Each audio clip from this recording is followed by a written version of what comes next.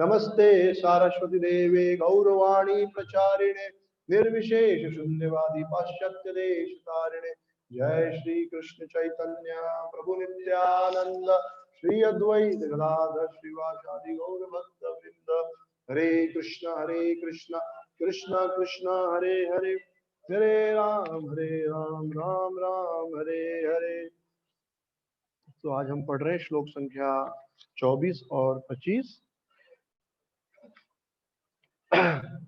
यमदूतों तथा विष्णु दूतों के बीच हुए वार्तालाप को सुनकर अजामिल उन धार्मिक सिद्धांतों को समझ सका जो भौतिक प्रकृति के 3 गुणों के अधीन कार्य करते हैं। ये सिद्धांत 3 वेदों में उल्लिखित हैं। वह उन दिव्य धार्मिक सिद्धांतों को भी समझ सका जो भौतिक प्रकृति के गुणों से ऊपर हैं और जो जीव तथा पूर्ण पुरुषोत्तम भगवान के बीच के संबंध से संबंधित है। इतना ही नहीं, अजामिल ने पूर्ण पुरुषोत्तम भगवान के नाम, यश, गुणों तथा लीलाओं के गुणगान को सुना। इस प्रकार वह पूरी तरह शुद्ध भक्त बन गया। तब उसे अपने विगत पाप कर्मों का स्मरण हुआ और उसे अत्यधिक पछतावा हुआ कि उसने ये पाप क्यों किए। हरे कृष्ण। तो यहाँ पर विष्णु दूतों और यमदूतों का संवाद पूर्ण होता है, जिसे अजामिल सुनते हैं। तो अजामिल का परम सौभाग्य यह था कि महान वैष्णव विष्णु दूत, जो शुद्ध वैष्णव है, उनके मुख से उन्हें भागवत धर्म का उपदेश सुनने को मिला। विष्णुदूत कोई सामान्य जीव नहीं है, वे परम शुद्ध भक्त हैं और इसलिए वे भगवान विष्णु, भगवान कृष्ण की सेवा में रहते हैं और इसलिए विष्णु दूत कहलाते हैं। तो क्योंकि वो परम पवित्र है, प्रकृति के 3 गुणों से मुक्त है, काम क्रोध सबसे मुक्त है, उनके मुख से अजामिल ने जब भागवतम सुनी, भागवतम के सिद्धांतों को सुना, तो वह वाक्य, वे उपदेश तुरंत उनके हृदय पर असर किए। तुरंत, इमीडिएट, इंस्टेंट, तुरंत का तुरंत उनको परिणाम दिखने लगा। तो यह परिणाम होता है जब हम शुद्ध वैष्णव भक्तों के मुख से श्रीमद् भागवतम सुनते हैं, जैसे कि श्रील प्रभुपाद, उनके शिष्य और उनके बहुत सारे प्रशिष्य।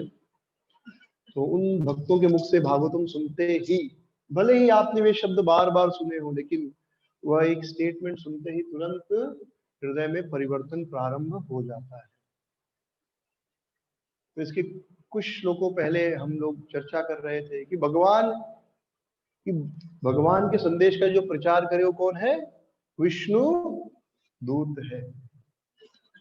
जो भी भगवान के संदेश का प्रचार कर रहा है शुद्ध भाव से, वो क्या है? वह विष्णु दूत है। तो प्रभुपाद जी ने ऐसी एक संस्था बनाई है जहां पर विष्णु दूत बनने के लिए ट्रेनिंग मिलती है। हम सब ट्रेंड हो रहे हैं क्या बनने के लिए? विष्णु दूत, कृष्ण दूत बनने के लिए। तो कल आदरणीय पूज्य सूरदास प्रभु जी बहुत अच्छी बात बोले, वो मेरे दिमाग में बहुत दिनों से घूम रही थी वो बात, लेकिन कभी मैं उसे स्टेटमेंट में फॉर्म नहीं कर पाया। यानी वह सिद्धांत था हृदय में, लेकिन वह वाक्य के रूप में कभी निकल नहीं पाया। जो कल गीता का इष्ट गोष्ठी हो रही थी, तो उन्होंने कहा कि इस्कॉन यहाँ पर हमें साधु बनाने के लिए खर्चा कर रहा है। तो ये एक वाक्य में जो है, तो ये बात बहुत दिनों से मेरे मन में थी, लेकिन कभी एक स्टेटमेंट के रूप में बाहर नहीं आई। तो कभी वो स्टेटमेंट फॉर्म नहीं कर पाया वाक्य के रूप में। तो ये एकदम सत्य है, हम सब यहाँ पर साधु बनने आए हैं और इसका वह संस्था है जो हमें साधु बनाने के लिए, साधु बनने के लिए सारी सुविधा दे रही है। श्रील प्रभुपाद जी ने ऐसी संस्था का निर्माण किया जहां हम विष्णु दूत बन सके। और जब विष्णु दूत बन जाएंगे सब, तो सब चतुर्भुज रूप में होंगे। हर भक्त को चतुर्भुज रूप होगा। तो एक दिन मैं जब कर रहा था वहां बैठे बैठे, और ऐसे ही किसी भक्त को देखकर मन में कुछ ख्याल आया कि ये भक्त ऐसे करता है, वैसे करता है। फिर मैंने कहा कि ऐसे सोचना तो गलत है, क्योंकि यह भक्त भी क्या है? विष्णुदूत है और क्या तो बनने वाला है। एक्चुअली हम सब नित्य सिद्ध कृष्ण प्रेम, ऑलरेडी हम सब विष्णुदूत है, कवरिंग हो चुका है। तो तब से मैंने ये अभ्यास प्रारंभ किया कि हर भक्त को चतुर्भुज रूप में देखना प्रारंभ करूं। मैं कोशिश करता हूँ, जैसे ही किसी के लिए मन में जैसे ही थोड़ा सा निगेटिव आने का, जैसे निगेटिव आना शुरू होता है, तुरंत ख्याल आता नहीं, देखो उसको 4 भुजाएं हैं, और मैं कल्पना करता हूँ कि देखो उस 4 भुजाओं में कैसा लगेगा वो व्यक्ति। यहाँ सारे भक्त जो बैठे हैं ना, सब चतुर्भुज रूप में है, कवर है, क्योंकि हमारी आंखें अभी कवर्ड है। जैसे प्रभुपाद जी जब किसी जीव को देखते थे तो उसका बाह्य रूप नहीं देखते थे, क्या देखते थे? यह जीव क्या है? कृष्ण का अंश है, नित्य कृष्ण दास है। तो प्रभुपाद जी कभी बाहरी शरीर नहीं देखे, जो आत्मा है उसे देखे, और आत्मा क्या है? भगवान का अंश है। ममे वांशो जीवलोका जीवभूता सनातन। तो हम सारे जीव, मैं आप हम सब चतुर्भुज विष्णु रूप में है, भगवान विष्णु के पार्षद है। इस समय मैं भी भूला हूं, और आप में से कुछ लोग भूले होंगे, या आप सबको याद आ गया होगा। तो हमें प्रयास करना धीरे धीरे हर भक्त को उस चतुर्भुज विष्णु रूप में देखने के रूप में। तो ऐसे हम देखना शुरू करेंगे तो किसी भी भक्त के लिए हमारे मन में नकारात्मक विचार नहीं आएंगे, और आ रहे होंगे तो भी चले जाएंगे। क्योंकि कोई भी व्यक्ति जो सब कुछ त्याग कर इस मंदिर में आया है और भगवान श्री कृष्ण की सेवा करने का प्रयास कर रहा है, सुबह मंगल आरती आने का प्रयास कर रहा है, नाम जप करने का प्रयास कर रहा है, वह कोई साधारण व्यक्ति तो नहीं हो सकता। दुनिया की सारी शक्ति हमें माया में लगाने में लगी हुई है, और किसी प्रकार वह जीव उस माया की शक्ति से लड़कर यहाँ पर आ रहा है भगवान का दर्शन करने, भगवान का नाम जप करने, जबकि पूरा वातावरण सरचार्ज्ड है नकारात्मक विचारों से, भक्ति विरोधी विचारों से। और ऐसे में वो व्यक्ति भक्ति की बातें कर रहा है, भक्ति करने की इच्छा रख रहा है, तो क्या हमारे लिए उपयुक्त है कि उसके अंदर एक दो छोटी गलती देखना? नहीं, हमें देखना चाहिए कितना युद्ध करके माया से यहाँ पर बैठा है, कितना युद्ध करके आप सब हम सब यहाँ पर आए हैं। ये तो आप बाहर चले जाइए, घर पर चले जाइए, तो केवल कंचन और कामनी यही दो बातें होती है। पैसे की बात, कैसे रिश्तेदारों को हम इम्प्रेस करें, यही बातें होती है, और कोई बात नहीं होती। अब तो नहीं, पर आज से 4-5 साल पहले, यानी 2007 या 8 में पहली बार घर गया मंदिर ज्वाइन करने के बाद। उसके पहले घर कभी गया नहीं, कोई भाई का डेथ हो गया था तब गया, और उसके बाद फिर साल में 1-2 बार जाने लगा, 1 घंटे के लिए। मतलब बॉम्बे में ही घर है, मीरा रोड में। आधे घंटे में ऐसे उफन होने लगती थी, क्योंकि वही बात है, घर परिवार, यहाँ इसने ऐसा चल रहा है, वैसा चल रहा है, हेन तेन। तब अनुभव होता था कि हम वास्तव में वैकुंठ में हैं, क्योंकि संसार में हर चीज क्या रिलेटिव है ना। तो यहाँ क्या सब अच्छा मिल रहा है, भक्ति की बातें सुनने को मिल रही, भागवतम मिल रहा है, तो लगता है क्या वही वही। लेकिन आप थोड़ा दिन, थोड़े घंटे बाहर कर्मियों के साथ रहिए, तब ये अमृत लगने लगेगा, तब पता चलेगा कि वास्तव में कितना अमृत है यहाँ पर। तो आधे 1 घंटे से ज्यादा मैं बैठ नहीं पाता था। अब तो पिताजी भी मंदिर जाने लगे हैं, दीक्षा होने वाला। जैसे ही गोपाल कृष्ण स्वामी महाराज जी दीक्षा देंगे, उनको ऑलरेडी वनमाली प्रभु ने लिस्ट में नाम डाल दिया है। भाई मंदिर जाता है, भाभी मंदिर जाती है, बच्चे फेवरेबल है। तो अब ऐसी कोई बातें नहीं, मंदिर की बातें होती है जब मैं जाता हूँ। ये तो उस समय एक था कि पूरा दुनियादारी यहाँ वहाँ, आधे घंटे में लगता था सर पड़ जाएगी। ये संसार क्या है, पूरा रिलेटिव है। इसलिए तो बाहर थोड़ा जाइए तो पता चलेगा, तो जरूरत नहीं है। उदाहरण इसलिए दे रहा हूँ ताकि हम समझ सके कि हम कितनी अच्छी जगह है, विष्णु दूतों के बीच में है, थोड़ा ऊपर नीचे कहाँ नहीं होता। तो इसलिए उन चीजों को इग्नोर करके हमें हमेशा इस बात पर ध्यान देना चाहिए कि हम विष्णु दूतों के बीच में हैं, और ये लोग एक दिन भगवान विष्णु के पार्षद बनने वाले हैं। जैसे कोई आदमी, आपको पता है, आईएएस का तैयारी कर रहा है, बहुत बड़ा ऑफिसर बनने वाला है, या कॉर्पोरेटर बनने वाला है, या मंत्री बनने वाला है। श्री श्री राधा मोहन भगवान की जय, श्री श्री गौनिताय की जय, यशोदा दामोदर भगवान की जय, जगत विष्णु प्रभुपाद की जय, गौर प्रेमानंदे, हरि हरि बोल। तो हम, जब हमको पता होता है कि यह व्यक्ति कोई बहुत बड़ा आदमी बनने वाला है, मंत्री बनने वाला है, तो हम कितना उससे सम्मान से बात करने लगते हैं, उसके साथ दोस्ती बढ़ाने का प्रयास करती है। बराबर है, दुनिया में देखा गया है। खाली थोड़ी भनक लग जाए कि इस बार तो ये आदमी पक्का प्रधानमंत्री बनेगा, तो हम पूरी कोशिश करते कि उससे थोड़ा कोई दूर का रिश्ता भी निकल आए, राइट। उससे अपना कांटेक्ट लगाने की कोशिश करते, जुड़ने की कोशिश करते, या कोई कॉर्पोरेटर एक साधारण बनने वाला कंफर्म हो। तो यहाँ तो लोग विष्णुदूत बनने वाले हैं एक दिन। क्या बनने वाले हैं? विष्णुदूत। कोई साधारण नहीं, विष्णुदूत। चतुर्भुजा, चतुर्भुज रूप में शंख चक्र गदा पद्म लिए हाँ, किरीट माला धारण किए, कानों में कुंडल। कितने अच्छे लगेंगे सब लोग। अभी कैसे भी लग रहे हैं हम लोग, but eventually we all will look very beautiful, very handsome, with शंख चक्र गदा पद्म, पीली धोती, माला, मुकुट। तो कैसे हम ऐसे महान व्यक्ति जो एक दिन विष्णुदूत बनने वाले हैं, कैसे हम उनके लिए नकारात्मक भाव रख सकते हैं? तो हमारी कमी है, हमारे अंदर इतना द्वेष है, दोष है कि हमें उसके अंदर कमी दिखती है। कोई बात नहीं, लेकिन हाँ, भगवान ने बुद्धि भी दी है, तो बुद्धि से तो कम से कम थोड़े समय के लिए उनको विष्णुदूत के रूप में देखने का कोशिश तो कीजिए। ठीक है, हमारी ईर्ष्या द्वेष कभी हमारे पर बहुत हावी हो जाता है और हम न चाहते हुए या चाह कर उसकी बुराई कर देते हैं, लेकिन फिर बुद्धि ने भी दी, बुद्धि भी तो दी है ना भगवान ने। तो उस बुद्धि का उपयोग करके उस भक्त को विष्णु दूत के रूप में देखने का प्रयास तो कीजिए।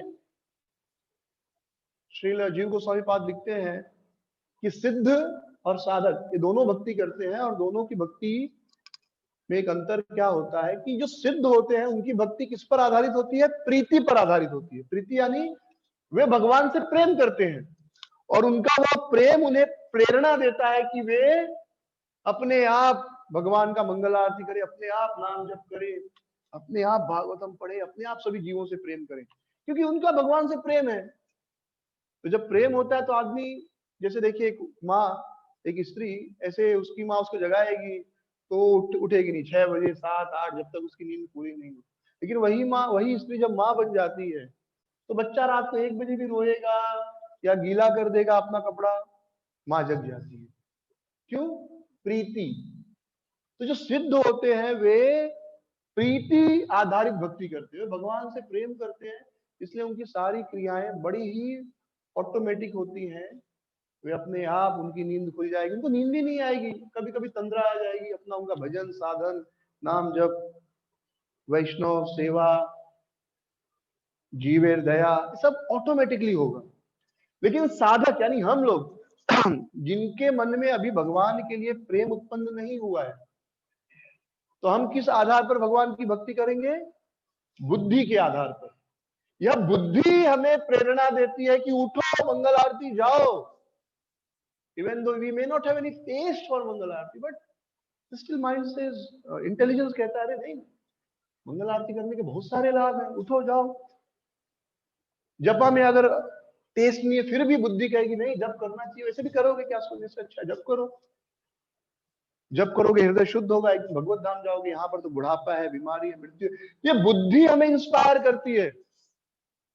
तो साधक बुद्धि आधारित भक्ति करता है, और उस बुद्धि को मजबूत करने के लिए नित्य भागवतम, भगवत गीता, भक्तों का संग आवश्यक है। और जब प्रेम उत्पन्न हो जाएगा तब तो बुद्धि की जरूरत नहीं, तब तो अपने आप नाम जप करने में, कथा सुनने में, वैष्णवों की सेवा करने में आनंद आएगा अपने आप। कोई प्रयास नहीं करना पड़ेगा। जिनको अनुभव होगा होगा, हम किसी से प्रेम करते हैं, किसी स्त्री या पुरुष से, या जो माता पिता है वो अपने बच्चे से प्रेम करते हैं, उन्हें कोई प्रयास नहीं करना पड़ता अपने बच्चे की इच्छा पूरी करने के लिए। वो डबल ड्यूटी, आप देखिए कुछ सिक्योरिटी गार्डों से मैं मिलता हूँ, जो सिक्योरिटी गार्ड में नौकरी करते हैं, डबल शिफ्ट नौकरी करते हैं। अपने कुछ सिक्योरिटी गार्ड अभी है कि नहीं पता नहीं, तो दिन में यहाँ करेंगे नौकरी 8 से रात को 8 बजे तक, और दूसरा रात के 8 से सुबह 8 कहीं और नौकरी करेंगे। किसके लिए इतनी मेहनत कर रहा है? बेटा बेटी के लिए, अपनी पत्नी के लिए, क्योंकि कहीं ना कहीं प्रीति है। तो प्रीति हमें इंस्पायर करती है सेवा करने के लिए।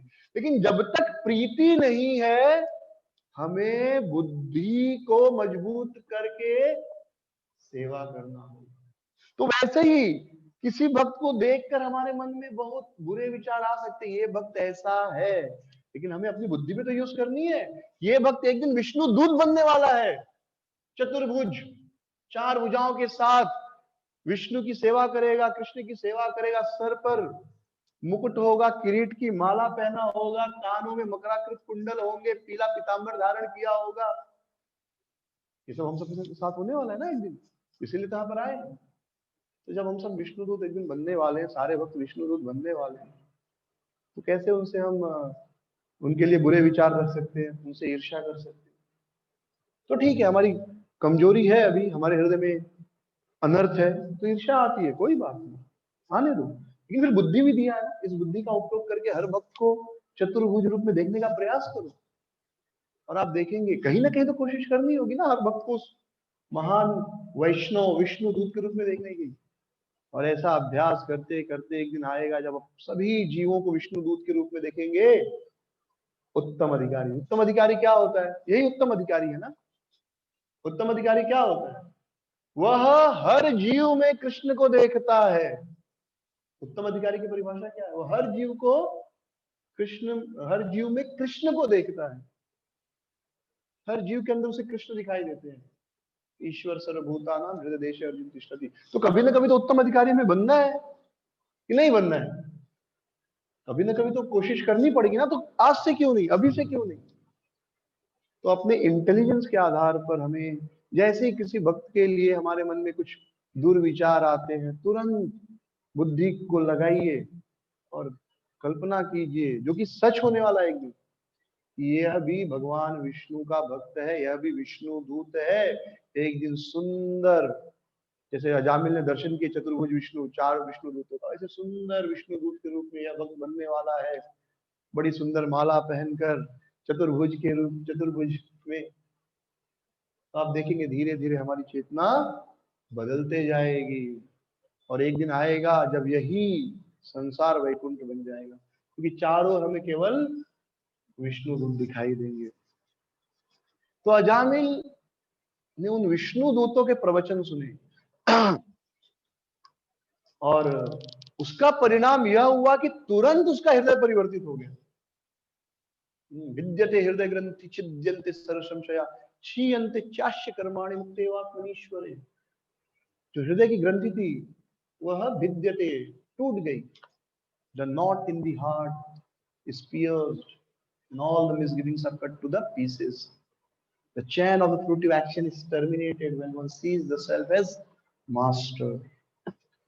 हृदय की ग्रंथि टूट जाती है, सारे संशय छितर बितर हो जाते हैं, कर्म की ग्रंथि रुक जाती है। कर्म बंधन के कारण तो संसार में आ रहे हैं, मर रहे हैं, फिर जन्म ले रहे हैं। कर्म ग्रंथि रुक जाती है, वहां पर कर्म बंधन रुक जाता है।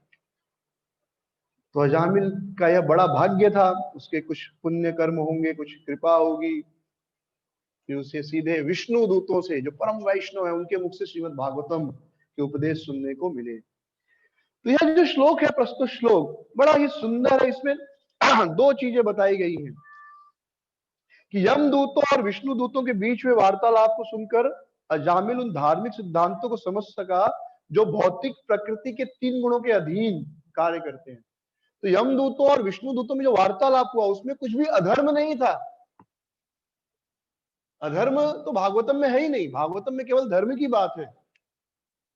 लेकिन धर्म, सुपीरियर धर्म और सुपीरियर धर्म, इस प्रकार का धर्म। जैसे भगवत गीता में एक बार एक भक्त बता रहे थे कि वो कहीं गए थे, भगवत गीता का वहां पर रिसाइटेशन हो रहा था, कुछ मुख्य श्लोक बच्चे रिसाइट कर रहे थे। तो एक भक्त ने एक स्टूडेंट ने भगवत गीता का श्लोक गाया। क्या गाया? सर्व अधर्मान परित्यज्य मामेकं शरणं व्रज अहम त्वाम सर्व पापेभ्यो मोक्षयिष्यामि मा शुचः। तो उसने क्या गाया? सर्व अधर्मान परित्यज्यम, जबकि श्लोक क्या है? सर्वधर्मान परित्यज्यम।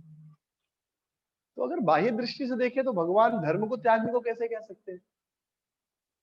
तो पहली बार में अगर देखा जाए तो यह श्लोक गलत है। सर्वधर्मान, अरे धर्म को क्यों त्यागा जाए?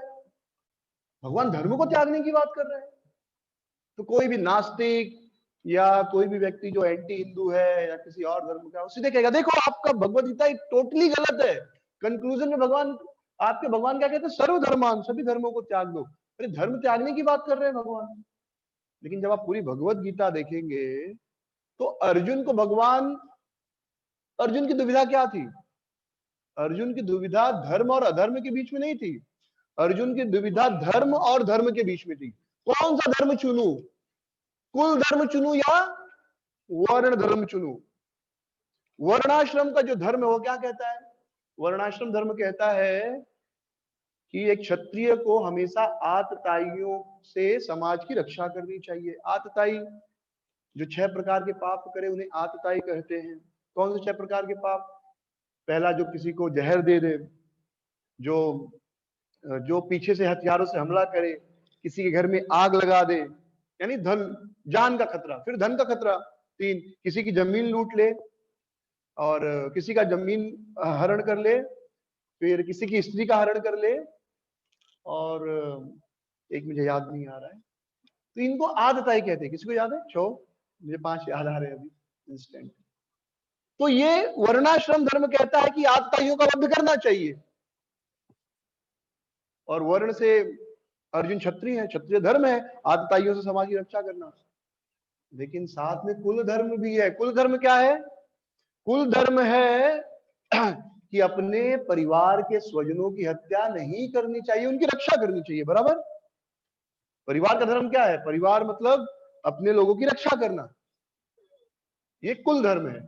अब अर्जुन के लिए आतताई कुल वाले हैं, अपने घर के ही लोग हैं। तो अगर अर्जुन कुल धर्म का पालन करे तो वर्ण धर्म जो है, वर्णाश्रम धर्म, वो टूट जाता है, वो नष्ट हो जाएगा। अगर वर्णाश्रम धर्म का पालन करे तब कुल धर्म का नाश हो जाएगा। तो अर्जुन जैसे महान व्यक्ति को धर्म और अधर्म में चुनने की दुविधा नहीं थी। धर्म और अधर्म में चुनना आसान है, गलत और सही के बीच में चुनना आसान है, सही और सही के बीच में चुनना कठिनाई होती है। तो भक्तों की समस्या, हम सब जब अधिकतर आप देखोगे मंदिर में भक्तों के बीच जब डिबेट होता है या किसी चीज को लेकर चर्चा होती है, झगड़ा भी हो जाता है, तो वह गलत और सही को लेकर नहीं होता, सही और सही को लेकर होता है कि कौन सा सही ज्यादा सही है। कि गलत और सही तो बहुत इजी है डिसाइड करना, ये गलत है करना ही नहीं, ये सही है करना है, इजी टू डिसाइड गलत और सही के बीच में निर्णय लेना। लेकिन सही और सही के बीच में निर्णय लेना ज्यादा कठिन है। तो अर्जुन के लिए अधर्म was not an option. Arjun के लिए ऑप्शन हो ही नहीं सकता। अर्जुन तो इतने महान भक्त है, भगवान के साथी, उनके लिए थोड़े कभी अधर्म विषय हो सकता, अधर्म के बारे में सोच ही नहीं सकते। उनके लिए दुविधा क्या थी? कौन सा धर्म चुनूं, कुल धर्म यार वर्णाश्रम धर्म। इसलिए भगवान अंतिम में क्या कह रहे हैं? सर्वधर्मान, सब छोड़ दो, कुल धर्म वर्णाश्रम धर्म। जैसे कोई पुलिस वाला है, पुलिस का ड्यूटी क्या कहता है? चोरों से समाज की रक्षा करो। लेकिन अब अपना बेटा ही चोर है। आप लोगों ने वो मूवी देखा होगा, कौन सा, जंजीर, जंजीर, हाँ जंजीर। अमिताभ बच्चन चोर अपने छोटे भाई को कैसे ही पढ़ा लिखा कर पुलिस बनाता है, पुलिस बन के फिर भाई को पता चलता है कि मेरा भाई ही चोर है। तो तो धर्म आ गया, अब दुविधा में आ गया, कौन सा भाई? पुलिस धर्म आ गया कि ये तो चोर है, इसको गिरफ्तार करना पड़ेगा। और फिर परिवार धर्म भी है, भाई इसी भाई ने पढ़ा लिखा कर इस लायक बनाया कि आज मैं आईएएस आईपीएस बना हूं। इसी भाई ने पढ़ाया लिखाया तो मैं आज आईपीएस बना हूं। तो बड़ा कंफ्यूजिंग हो जाता है। लेकिन जो भी दिखाएगा भाई वो पुलिस धर्म का पालन किया, क्योंकि पब्लिक उस पर ही ताली बजाएगी और लोग देखने आएंगे। क्योंकि जब दूसरों के ऊपर आता है तो हम हमेशा कहते नहीं, परिवार मत देखो, क्या देखो? उससे श्रेष्ठ देखो। जब दूसरों के लिए, अपने लिए नहीं, नहीं परिवार इंपॉर्टेंट है। क्योंकि खुद त्याग करना मुश्किल होता है। तो सबको अच्छा लगता है जब लोग परिवार गलत करे और उसके खिलाफ लोग खड़े हो जाएं दूसरों के लिए, तो लोग बड़े खुश होते हैं। हाँ देखो बढ़िया आदमी है, परिवार का भी नहीं सोचा और अपना ड्यूटी निभाया। लेकिन जब खुद पे आता है तो हम क्या करते हैं? नहीं नहीं, ड्यूटी उटी गया खड्डे में, पहला फैमिली। तो इसलिए मूवीज भी ऐसी बनाते क्योंकि उनको लोगों का सेंस पता है। लेकिन सिचुएशन सेम है कि भाई कौन सा धर्म पालन करें। तो भगवान क्या कह रहे हैं? सर्वधर्मान, जो कुल धर्म है, वर्णाश्रम धर्म है, वेदों में जो धर्म है, यहाँ जो वर्णन है, जो वेदों के धर्म है, धार्मिक सिद्धांत, परित्यज्यम। फिर दूसरा क्या सुना जामिल ने? दिव्य धार्मिक सिद्धांतों को भी समझ सका। माम एकम शरणम व्रज, ये क्या है? दिव्य धार्मिक सिद्धांत। ये जो भगवद गीता का श्लोक है ना, सर्वधर्मान परित्यज्यम माम एकम शरणम व्रज, तो ये जो इस श्लोक में दोनों सिद्धांत बताए गए हैं, उन दोनों सिद्धांतों का वर्णन है। सर्वधर्मान यानी ये जो भौतिक प्रकृति के 3 गुणों के अधीन जो धर्म आता है वो भी धर्म है। माता पिता की सेवा करना, परिवार का देखभाल करना, पत्नी बच्चों की देखभाल करना, पति की सेवा करना, यह धर्म में आता है, यह भी धर्म है, यह धर्म नहीं है किसी भी एंगल से, लेकिन इससे भी बड़ा एक धर्म है, माम एकम शरणम व्रज, ये सब त्याग कर मेरी शरण में आओ। तो ये हायर धर्म है, सुपीरियर रिलीजन है। तो अगर कोई व्यक्ति भौतिक धर्म का त्याग करता है, अधर्म का तो त्याग करना ही चाहिए, अधर्म तो क्वेश्चन ही नहीं, त्याग करूं या नहीं करूं, अधर्म जो उसको छोड़ना ही है। लेकिन अगर भौतिक धर्म का त्याग करना है तो भौतिक धर्म का त्याग हमेशा आध्यात्मिक धर्म के लिए करना चाहिए, अन्यथा भौतिक धर्म का त्याग करेंगे तो पाप लगेगा। भौतिक धर्म का त्याग करने पर तभी पाप नहीं लगता जब आप भौतिक धर्म का त्याग आध्यात्मिक धर्म के पालन के लिए करते हैं। अगर कोई भौतिक धर्म का त्याग करके इंद्रिय तृप्ति करे, सेंस ग्रेटिफिकेशन करे, तो उसको पाप लगेगा। लेकिन कोई अगर भौतिक धर्म का त्याग करके आध्यात्मिक धर्म का पालन करे तो उसे पाप नहीं लगता। तो हम सब यह प्रयास कर रहे हैं कि हम आध्यात्मिक धर्म का पालन करें। राइट, आध्यात्मिक धर्म क्या है? माम एकम शरणम व्रज, भगवान की शरण ले लो। Krishna will take care of everything, भगवान हर चीज हमारा पूर्ण ध्यान रखेंगे, मुझे कुछ करने की जरूरत नहीं। राइट, शुरू शुरू में हम सब बोलते हैं Krishna will take care, Krishna will take care, बराबर। तो ये एकदम सत्य है, 100% सत्य है, कृष्ण ध्यान रखेंगे। लेकिन क्या हमारा 100% समर्पण है माधवेंद्रपुरी जैसा, सनातन रूप जैसा, श्रील प्रभुपाद जी जैसा? नहीं। इसलिए अभी वर्णाश्रम धर्म, प्रभुपाद जी बार बार कहते थे, और आप सबने फाइनल लेसन देखा होगा, प्रभुपाद जी कहते हैं दैट्स व्हाई वर्णाश्रम धर्म इज वेरी इंपॉर्टेंट। तो हम लोग अभी दिव्य धर्म हमको पाना है, पूर्ण रूप से कृष्ण को समर्पण करना है, लेकिन अभी तक हमारा समर्पण पूर्ण नहीं है, तो इसलिए वर्णाश्रम धर्म हमारे लिए बड़ा आवश्यक है। ब्रह्मचारी, गृहस्थ, वानप्रस्थ और संन्यास, और इसके अनुसार हमें जीवन जीना है, ताकि हम वर्णाश्रम धर्म को छोड़कर जो दिव्य धर्म है उसका पालन कर सके, या दैवी वर्णाश्रम का पालन कर सके। तो वर्णाश्रम धर्म का पालन क्यों करना है? वर्णाश्रम को त्याग करने के लिए। अच्छे से अगर कोई व्यक्ति वर्णाश्रम धर्म का पालन करेगा तो धीरे धीरे भक्ति के रास्ते में अग्रसर होगा। जैसे आपने बहुत बार सुना होगा भक्तों के मुख से, अरे कुछ सोचो मत, भगवान ध्यान रखेंगे। तो ठीक है, खाना मत खाओ, प्रसाद मत खाओ, भगवान ध्यान रखेंगे। कितने लोग अग्री करेंगे? अगर मैं खाली एक लाइन कहूं, भगवान ख्याल रखेंगे, हमें कुछ करने की जरूरत नहीं, कोई सेवा कुछ नहीं, बैठ के एक जगह जप करो, सब एग्री हो जाएंगे। फिर कहूंगा ठीक है, आप अग्री है ना इस चीज से, तो आप प्रसाद मत खाओ, फिर कितने लोग एग्री होंगे? हमको पता है कि जैसे ही थोड़ा पेट में चूहे या हाथी या जो भी दौड़ता है, बिल्ली, जैसे ही दौड़ने लगेंगे, थोड़ी देर में क्या होगा? भूखे भजन न होए गोपाला, ले लो आपन कंठी माला। तुरंत कहेंगे भाई भूखे भजन नहीं होने वाला, अपना कंठी माला लेकर जाओ। आप कोई भी फेस्टिवल देखो, पूरा प्रोग्राम इज वेल ऑर्गेनाइज्ड, सब आराम से शांति से बैठे हैं, सबके अंदर जो है सब्र, धीरता, पेशेंस, सब कुछ दिखेगा। जैसे ही प्रसाद शुरू होता है, सारा रूल रेगुलेशन ब्रेक हो जाता है। नोटिस किया आप लोगों ने? सारा पेशेंस समाप्त हो जाता है लोगों का। मतलब ये कोई गलती नहीं है, कहने का अर्थ है कि हम अभी भी पूरी तरह मुक्त नहीं हुए, तो हमें फॉलो करना है, हमें इस तरह जीवन जीना है कि हम अपने आप को ऐसा विकसित कर सके कि एक दिन कृष्ण को पूरी तरह समर्पण कर सके। और इसके लिए वर्णाश्रम धर्म जो है बहुत ही महत्व है। तो यहाँ पर प्रभुपाद जी बार बार सुंदर एक श्लोक कह रहे, सबय पुंसा परो धर्म यथा यथा भक्ति अधोक्षजे अहत्तु की अप्रतिहता एन आत्मा सुप्रसिद्धति। आत्मा को सुप्रसिद्धि कब होती है? आत्मा को पूर्ण संतुष्टि कब मिलती है? जब व्यक्ति समय पुंसा परो धर्म, जब वो परम धर्म का पालन करता है, परम भक्ति करता है। और परम भक्ति कैसी होती है? अहेतु की अप्रतिहता, अनमोटिवेटेड एंड अनइंटरप्टेड।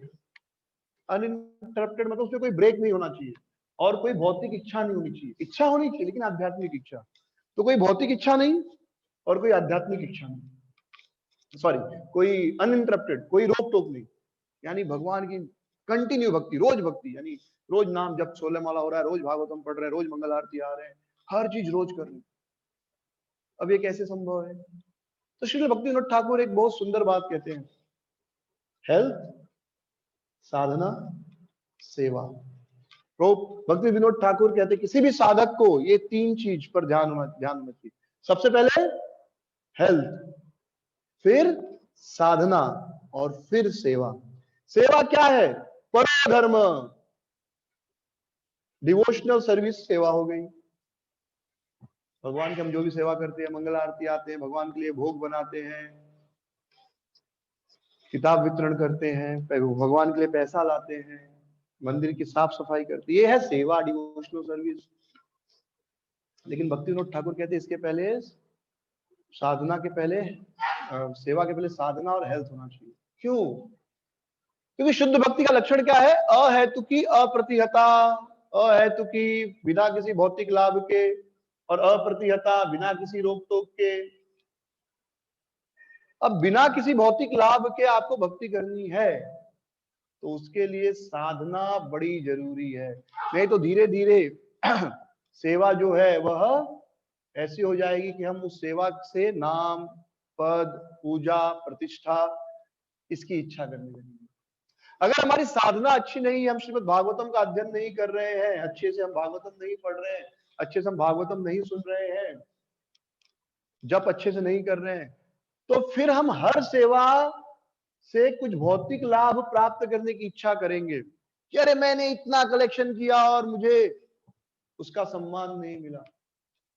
जैसे ही साधना डाउन होती है, भौतिक इच्छा बढ़ जाती है, फिर आप देखने लगते हो कि मैंने इतनी सेवा की और उसके बदले मुझे इतना रिवॉर्ड मिलना चाहिए, मुझे यह पद मिलना चाहिए, मुझे यह पोजीशन मिलनी चाहिए, मुझे इतना रिस्पेक्ट मिलना चाहिए। ये क्यों होता है? क्योंकि हमारी साधना डाउन होती है। तो ये हो गया तब मतलब हमारी भक्ति अहेतुकी नहीं रह गई। और दूसरी चीज अप्रतिहता, अनइंटरप्टेड। तो हमारी भक्ति अनइंटरप्टेड कब रह सकती है? एक दिन मंगल आरती आया, एक दिन नहीं आया, एक दिन जप किया, एक दिन नहीं किया, एक दिन भागवतम पढ़ा, एक दिन नहीं पढ़ा, एक दिन भगवान मंदिर, एक दिन कलेक्शन करने गए, फिर 10 दिन नहीं गए, एक दिन मंदिर में झाड़ू मारा, 10 दिन नहीं मारा, एक दिन भगवान का आरती किए, फिर 4 दिन नहीं किए। ऐसा क्यों होता है? हेल्थ। हमारा जब स्वास्थ्य ठीक नहीं रहता तब सेवा में बाधा पड़ती है, तब सेवा अनइंटरप्टेड नहीं हो पाती, तब वो इंटरप्टेड सर्विस हो जाती है। 2 दिन किए, 2 दिन बीमार है, 3 दिन किए, 4 दिन बीमार है।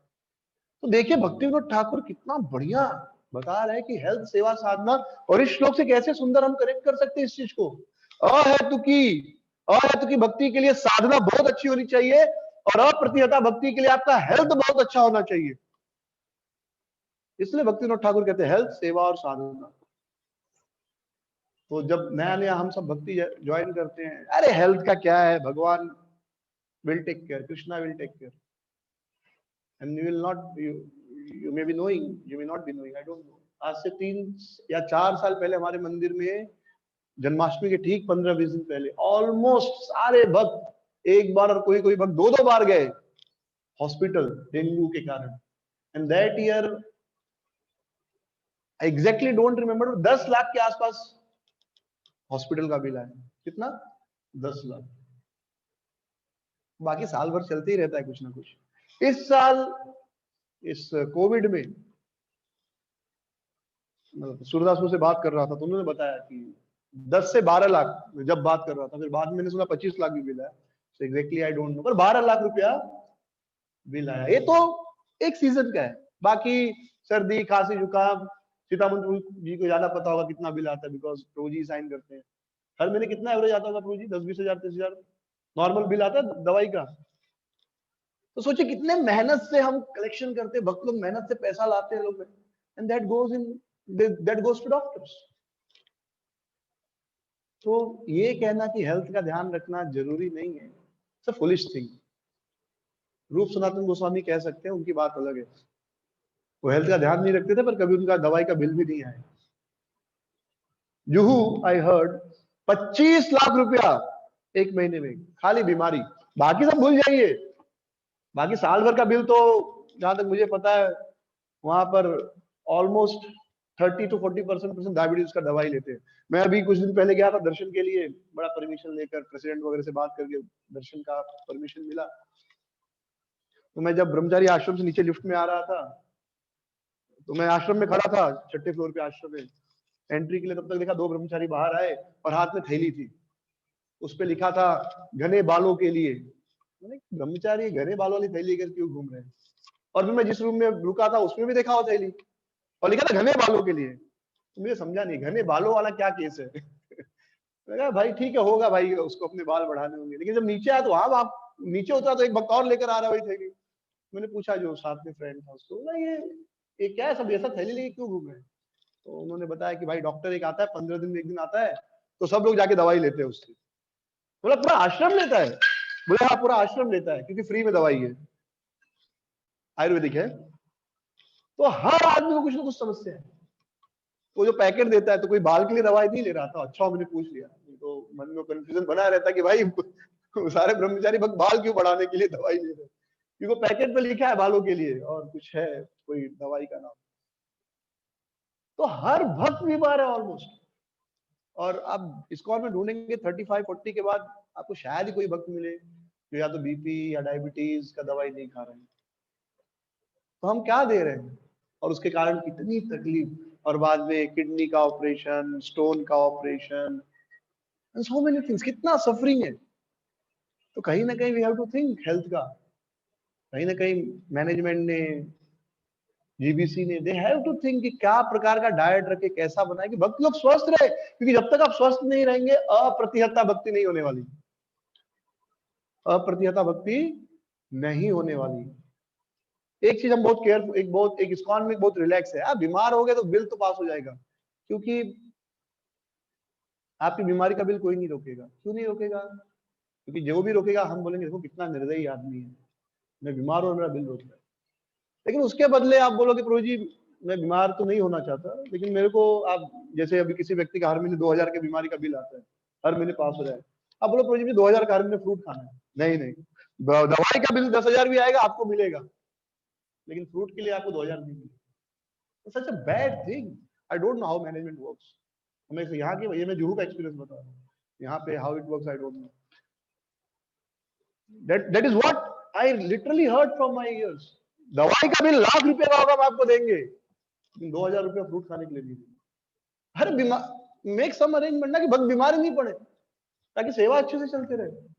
और मैं आपको विश्वास दिलाता हूँ कि जितना खर्चा आप दवाई के ऊपर करते हो, उसी खर्चे में भक्तों को फ्रूट्स खिलाओ अच्छे से भरपेट, एटलीस्ट ब्रेकफास्ट में सुबह 8 बजे, आप देखेंगे उसी खर्चे में भक्त ज्यादा उत्साहित रहेंगे, ज्यादा सेवा करेंगे, और डॉक्टर का मुंह नहीं देखना पड़ेगा उनको। आप एक साल का कैलकुलेट कीजिए कितना दवाई का बिल आ रहा है सबका, 1 लाख, 2 लाख, 10 लाख, 5 लाख, जो भी, उतने का फ्रूट्स खिलाइए ना ब्रह्मचारियों को। और आप देखिए ज्यादा उत्साह से मॉर्निंग में फ्रूट्स खिलाइए उनको, अच्छे से अच्छे फ्रूट, थोड़े महंगे होंगे, एपीएम से लाएंगे तो और सस्ते गिरेंगे। तो हेल्थ इज वेरी इंपॉर्टेंट। अगर आपको अप्रतिहता भक्ति करनी है, कहीं ना कहीं हमको ये सोचना होगा, मृत्यु के समय एकदम तकलीफ में ही मरे ऐसा जरूरी नहीं है। भक्त नाचते नाचते क्यों नहीं मर सकते? दिस इज नॉट ग्रेटनेस, मृत्यु के समय हम बेड पर एकदम अनकॉन्शियस होके ही मरे, नहीं। क्यों? भगवान के सामने नाचते नाचते भी शरीर छोड़े, तो वो भी तो महान बात है ना। So somewhere we have to think about it. GBC has to think about it. Management has to think about it. And we all have to think about it. And health is my responsibility because bhakti is my responsibility. मेरी भक्ति मेरी जिम्मेदारी है, और मैं भक्ति तभी कर सकता हूँ जब मेरा स्वास्थ्य अच्छा है। So we have to be conscious. तो ये हो गया अप्रतिहता भक्ति करने के लिए हेल्थ का ध्यान। और अहेतुकी भक्ति के लिए साधना, कि अगर आपकी साधना अच्छी नहीं तो आप कितना भी अच्छा सेवा कर लो, वो सेवा पतन का कारण ही बन जाएगा कभी ना कभी, क्योंकि उतना हमारे मन में का क्रोध बढ़ेगा, मैं इतना सेवा कर रहा हूं, इतने बड़ा पोजीशन चाहिए, इतनी बड़ी पोस्ट चाहिए। तो इसलिए साधना वेरी इंपॉर्टेंट, 16 माला बहुत महत्वपूर्ण है। So we have to upgrade our chanting. हम लोग पिछले 10 सालों से लोगों को अपग्रेड करा रहे, लाइफ मेंबर से एलीट, एलीट से राधा मदन मोहन, राधा मदन मोहन से वैकुंठा सेवक, वैकुंठा से डिवाइन, लेकिन जपा भी अपग्रेड करना है। तो अपना कॉन्शियसनेस जो है, अभी हमारा कॉन्शियसनेस क्या है? फिनिशिंग आवर राउंड्स, 16 माला खत्म करना है, upgrade it. Finishing our round से कंप्लीट आवर राउंड्स में आइए। 16 माला पूरा करना है, दोनों में बहुत फर्क होता है। जैसे एक माँ अपने बच्चे का जो काम करती है उसको पूरा करती है, खत्म नहीं करती। खत्म करना मतलब you don't like it but you are doing it. पूरा करना मतलब you like it, to some extent you like. तो 16 माला खत्म करने के बदले we have to upgrade our consciousness, 16 माला पूरा करना है, we have to complete our 16 rounds. फिर 16 माला पूरा करने के बदले 16 माला जप, हरिनाम। हम कहते हैं कि मैं माला करके आता हूं, नहीं, मैं जप करके आता हूं। देयर इज अ डिफरेंस, बहुत सूक्ष्म डिफरेंस है इसमें। अपना 16 माला पूरा नहीं करना, 16 माला हरिनाम करना है, माला जप नहीं करना है, हरिनाम जप करना है। तो 16 माला हरिनाम जप करना है। देन चैंटिंग आवर हरिनाम से, कंप्लीटिंग आवर हरिनाम से चैंटिंग हरिनाम पे आना, एंड देन इवेंचुअली चैंटिंग हरिनाम से हियरिंग हरिनाम पे आना। हियरिंग आवर 16 राउंड्स ऑफ हरिनाम। 16 माला सुनना है, 16 माला जप नहीं करना है। 16 माला क्या करना है? सुनना है। हमारा पूरा प्रयास क्या होता है? 16 माला खत्म करना है या 16 माला कंप्लीट करना है, जो भी है। कितने लोग ये प्रयास करते हैं 16 माला सुनना है? कितने लोग कोशिश करते हैं रोज कि 16 माला सुनना है? तो somewhere we have to upgrade our consciousness कि 16 माला मुझे आज सुनने का प्रयास करें। तो इस प्रकार जब हम अपनी साधना को अपग्रेड करेंगे, प्रभुपाद जी लिखते अहेतु की अप्रतिहता ये पूरी होगी।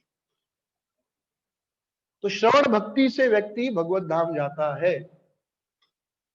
कीर्तन में श्रवण और कीर्तन, श्रवण इज बेस, श्रवणम कीर्तनम विष्णु स्मरणम। पहली भक्ति क्या है? श्रवण, सबसे मुख्य है श्रवण। तो अगर हम श्रवण नहीं करेंगे अपना हरि नाम, अगर हम भागवतम श्रवण नहीं करेंगे, तो इस जन्म में भगवत धाम जाना भूल जाइए। कभी ना कभी we have to be conscious कि मुझे 16 माला हरि नाम, 16 माला हरि नाम सुनना है, सुनना है। क्योंकि जब तक सुनना शुरू नहीं करेंगे तब तक भगवत धाम जाने की संभावना नहीं है। क्योंकि वहां पर भी जाकर सुनना ही है। वैकुंठ में, गोलोक में जाएंगे तो वहां पर भी क्या है? निरंतर लोग कृष्ण कीर्तन करते हैं और लोग सुनते हैं, कृष्ण कथा करते हैं और बाकी लोग बड़े ध्यान से सुनते हैं। जब सारे सखा सुबह के समय वन में जाते हैं, पूरे दिन कृष्ण की लीला देखते हैं, शाम को जब घर पे आते हैं तो माताएं पिता सब बैठ जाते हैं उस बालक के आसपास और बालक शुरू कर देता, आज कृष्ण ने ऐसे अघासुर को मारा, आज कृष्ण ने ऐसे बकासुर की चोंच तोड़ी। और सब लोग क्या करते? सुनते हैं। This hearing is very important. तो यहाँ प्रैक्टिस नहीं करेंगे हियरिंग का तो वहां कैसे करेंगे? फिर वहां पे होगा ही नहीं। तो इसलिए ये जो श्लोक है बहुत इंपॉर्टेंट है। हमें भौतिक से आध्यात्मिक धर्म की ओर जाना है। 16 माला जप करना एक धार्मिक काम हो गया। 16 माला जप ध्यान से सुनना, that is spiritual. Attentive chanting is spiritual. Just completing your 16 round is dharma, ritual. What makes it spiritual? When you add hearing component. When you are just completing your 16 round, it is only ritual. 16 माला पूरा हो गया, आज का काम पूरा हो गया। लेकिन जब आप 16 माला सुनते हैं, it becomes spiritual. जब हम खाली भागवतम क्लास में बैठते हैं कि भाई अटेंडेंस ले रहा है कोई, इट्स रिचुअल। जब भागवतम क्लास सुनते हैं, it becomes spiritual. जब हम मंगल आरती आते हैं कि अटेंडेंस है, नहीं तो सुबह का प्रसाद भी होगा, प्रेसिडेंट चिल्लाएंगे, टेंपल कमांडर चिल्लाएगा, वाइस प्रेसिडेंट चिल्लाएंगे, मेरा एचओडी बोलेगा मंगल आरती है। When we are coming with this consciousness, it's material dharma, ritual. But when we are coming to see the Lord, तो भगवान को देखना है, it becomes spiritual. तो अब कोई सोचेगा नहीं मेरा मन तो नहीं कर रहा है भगवान का दर्शन का, तो भी मंगल आरती आना चाहिए। हाँ आना चाहिए, क्योंकि रिचुअल करते करते ही स्पिरिचुअल होंगे। Rituals are also very important. लेकिन जिंदगी भर रिचुअल में स्टक नहीं रहना। मन नहीं कर रहा है तो भी आना है, जब नहीं सुन पा रहे तो भी 16 माला जप करना है। क्योंकि जब 16 माला जप करने की आदत होगी उसके बाद तो फिर सुनने का कोशिश करेंगे। सो रिचुअल भी इंपॉर्टेंट है, but that is not the goal of life. हमको रिचुअल से स्पिरिचुअल में जाना है। मन नहीं कर रहा मंगल आरती, फिर भी आना है। बोला नहीं मेरा तो मन ही नहीं कर रहा है, क्या फिर रिचुअल में फॉलो नहीं करता? नहीं, इट्स अ रिचुअल। कम धीरे धीरे अपनी चेतना को भागवतम सुनकर शुद्ध करना है, स्पिरिचुअल बनाना है। सो आई स्टॉप हियर।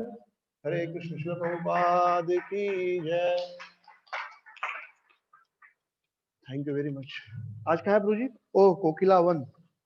आज 20वां दिन है वृंदावन यात्रा का। तो कोकिला वन से शेषशाही जाएंगे।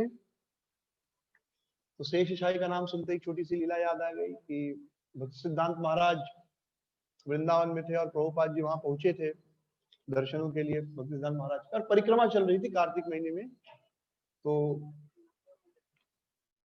तो अगले दिन सुबह, अगले दिन दोपहर को सारे भक्त शेषशाही जाने वाले थे, शेषशाही विष्णु।